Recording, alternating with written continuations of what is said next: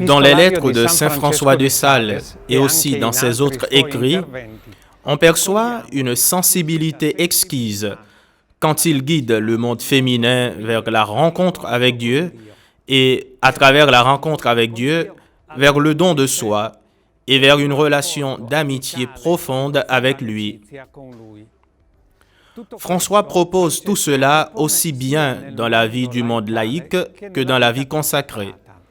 C'est ainsi que s'explique le titre de cette vidéo, Saint François de Sales et ses Philotées, à savoir celles qui sont guidées par lui vers la rencontre avec Dieu.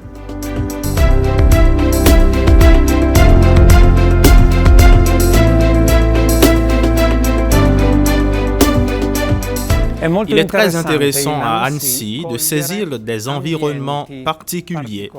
Par exemple, un portail qui se trouve dans la plus ancienne rue d'Annecy. Un portail très semblable aux autres, mais donnant accès à la maison où habitait Louise du Châtel, épouse charmoisie, cousine par alliance de notre évêque.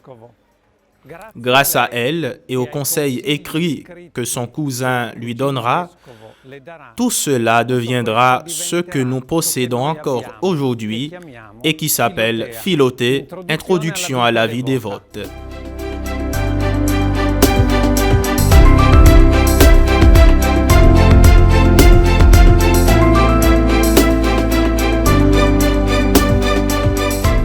Le don de saisir et surtout d'éduquer les désirs spirituels dans le monde de la sensibilité féminine, François le reconnaît et le partage aussi avec Jeanne de Chantal, vraiment comme une grâce reçue de Dieu Père. C'est une chose vraiment étrange. Je pense que dans le monde, il n'y a pas d'âme qui aime plus cordialement, plus tendrement et pour tout dire, pour amoureusement que moi, parce qu'il a plu à Dieu de me faire un tel cœur.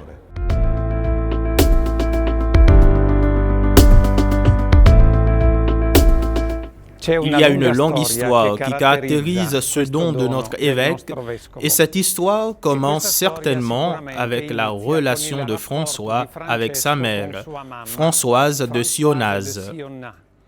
Une quinzaine d'années seulement séparent la mère de son fils, alors que presque 31 ans vont séparer la maman du papa. Tout cela nous fait dire que c'était évidemment un mariage arrangé, mais on peut dire que, même arrangé, ce fut un mariage réussi. Les historiens nous disent que la mère de François avait un caractère très aimable. Un an après le mariage, elle donnera naissance à son premier enfant, tandis que pour le deuxième enfant, il faudra attendre 9 ans, puis elle donnera naissance à Gallois. Les historiens nous rappellent encore que les 6 premières années de la vie de François sont celles de sa maman. Et de sa maman, il reçoit affection, éducation et certainement aussi une profonde sensibilité religieuse.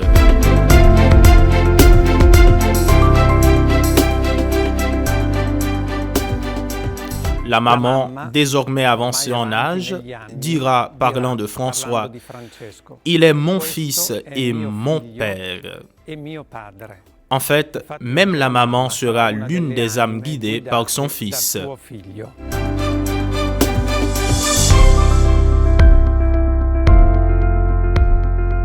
La sensibilité profonde devient attention et bienveillance envers tous ceux que notre évêque rencontre. Par exemple, un jour, il rentre chez lui et trouve son serviteur occupé à écrire une lettre, chose sûrement peu habituelle pour l'époque. Mon ami, quand je suis entré, vous étiez occupé avec une plume et du papier et vous avez tout caché. Qu'étiez-vous donc en train d'écrire? Ne suis-je pas assez votre ami pour que vous me fassiez cette confiance? Le jeune homme, confus, tend le papier à l'évêque. C'était une déclaration d'amour. L'évêque la lit, puis il conclut. Vous ne vous expliquez pas bien. Laissez-moi vous aider. Tenez, copiez ceci. Mettez-y votre nom et envoyez-le. Vous verrez que tout ira bien.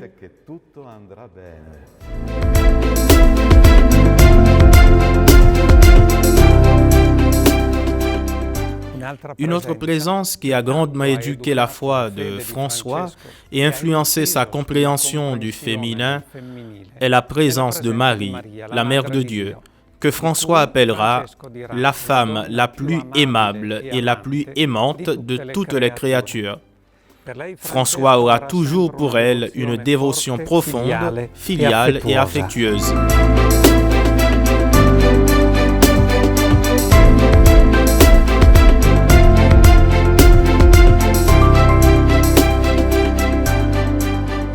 Ici, dans la basilique de la Visitation, qui abrite le reliquaire de Saint François et de Sainte Jeanne de Chantal, revenons à cette lettre très importante, écrite à la fin de sa vie à Jeanne de Chantal. André Ravier, grand connaisseur de notre saint, définit cette lettre comme le cœur de la salésianité. Comme si François rassemblait ici tous les thèmes et attitudes chères à la sainteté salésienne. C'est une chose vraiment étrange. Je pense que dans le monde, il n'y a pas d'âme qui aime plus cordialement, plus tendrement et pour tout dire, plus amoureusement que moi, parce qu'il a plu à Dieu de me faire un tel cœur.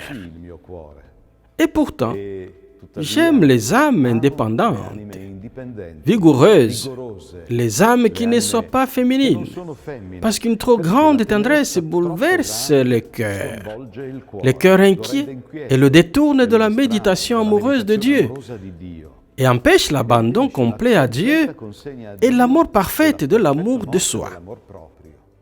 Le sommet de cette lettre si intense et si profonde se trouve dans les dernières lignes lorsque le saint évêque déclare « Ce qui n'est pas Dieu n'est rien pour nous. J'ai l'impression de ne rien aimer hors de Dieu et de toutes les âmes en Dieu.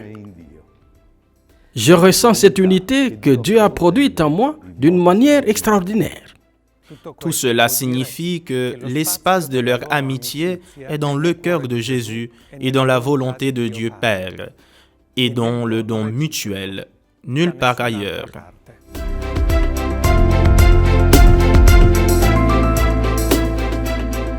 Six mois après leur rencontre à Dijon, François de Sales écrira à Jeanne de Chantal. J'ai vu à Rome un arbre planté par le bienheureux Saint Dominique. Tout le monde va le voir et l'aime pour l'amour de celui qui l'a planté. Eh bien, moi, ayant vu en vous l'arbre du désir de sainteté que notre Seigneur a planté dans votre âme, j'ai commencé à l'aimer tendrement. Ce que nous avons entendu nous dit que la sainteté de François ne pourrait exister sans celle de Jeanne de Chantal.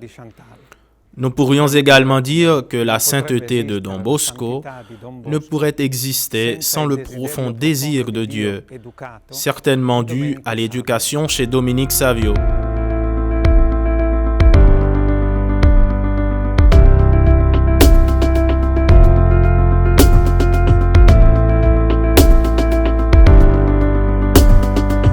Le cheminement spirituel de notre saint évêque, celui qu'il vit lui-même et qu'il propose aux âmes qu'il guide, est si simple et adapté à notre humanité.